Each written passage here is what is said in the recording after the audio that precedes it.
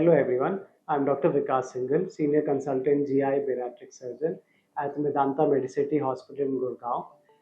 आज मैं इस विषय में बात करूंगा कि हाइटस हर्निया क्या होता है और वो एसिडिटी या एसिड रिफ्लक्स से कैसे जुड़ा हुआ होता है। एसिड रिफ्लक्स एक बहुत कॉमन प्रॉब्लम है। ऑलमोस्ट 20 to 30% लोग आज की डेट में एसिड रिफ्लक्स से सफ़र करते हैं। ये अलग डिग्रीज का होता है। कुछ लोगों को माइल्ड होता है, कभी कभी एसिडिटी होती है कि हार्ट बर्न हो रहा है या मुंह में एसिड वापस आ रहा है, एसिडिटी की फीलिंग हो रही है।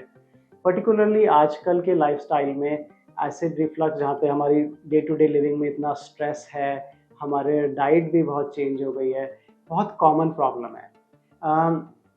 ये जब हम एसिड रिफ्लक्स इतना हो जाता है कि लोगों को मेडिसिन लेनी पड़ रही हैं उसके लिए, और 3 महीने हो गए पर मेडिसिन छूट नहीं पा रही या बार बार मेडिसिन का कोर्स लेना पड़ता है, तब हम उसको फर्दर इवेल्युएट करते हैं। जनरली जो सबसे पहला टेस्ट किया जाता है वो होता है upper GI endoscopy.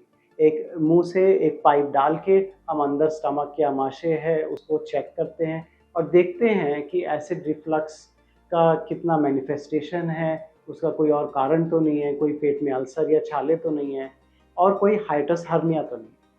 Hiatus hernia एक दिक्कत होती है जो कि एसिड रिफ्लक्स से जुड़ी हुई होती है।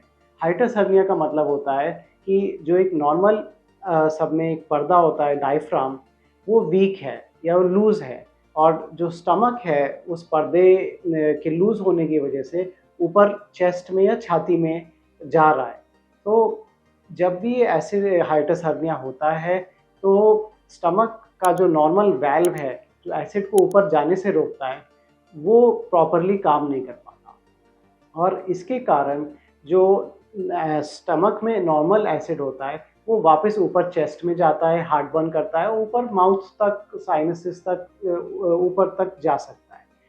सो हाइटस हर्निया जब भी हमें एंडोस्कोपी पे मिलता है, लेट्स से किसी का सीटी स्कैन हुआ, कोई और टेस्ट हुआ, उस पर हाइटस हर्निया पता लगता है, तो फिर हम असेस करते हैं कि उनको एसिड रिफ्लक्स की प्रॉब्लम है कि नहीं, और है तो कितनी है। अगर छोटा सा हाइटस हर्निया है और एसिड रिफ्लक्स की प्रॉब्लम ज़्यादा नहीं है, ओकेजनल है, तब हमें नॉर्मली उसके लिए सर्जरी या कुछ और ट्रीटमेंट की ज़रूरत नहीं रहती। लेकिन जनरली अगर मीडियम या लार्ज साइज़ का हाइटस हर्निया है, 3-4 सेंटीमीटर से ज़्यादा, या फिर पेशेंट्स को बहुत ज़्यादा एसिड रिफ्लक्स की प्रॉब्लम है, उन पेशेंट्स में हमें hiatus hernia repair surgery consider करनी होती है। हाइटस हर्निया रिपेयर का मतलब जो गैप है, तो हम स्टमक को वापस नीचे लाते हैं, चेस्ट से नीचे ले आते हैं, वो हाइटस हर्निया को हम रिपेयर करते हैं, उस पर्दे को टाइट करते हैं, स्टिच करके टाइट कर देते हैं, और एक फंडोप्लाइकेशन सर्जरी होती है जहाँ पे स्टमक के ऊपर वाले पार्ट को, आमाशय को रोटेट करके उसको वाल्व जो होता है उसको स्ट्रेंथ देते हैं।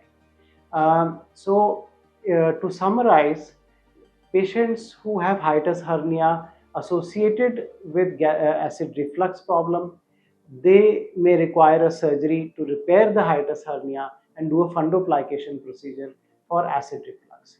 If the hiatus hernia is very small and not causing any significant problems, in those patients it can be safely observed and surgery is not required, and they may only occasionally need medicines or some treatment for the acidity.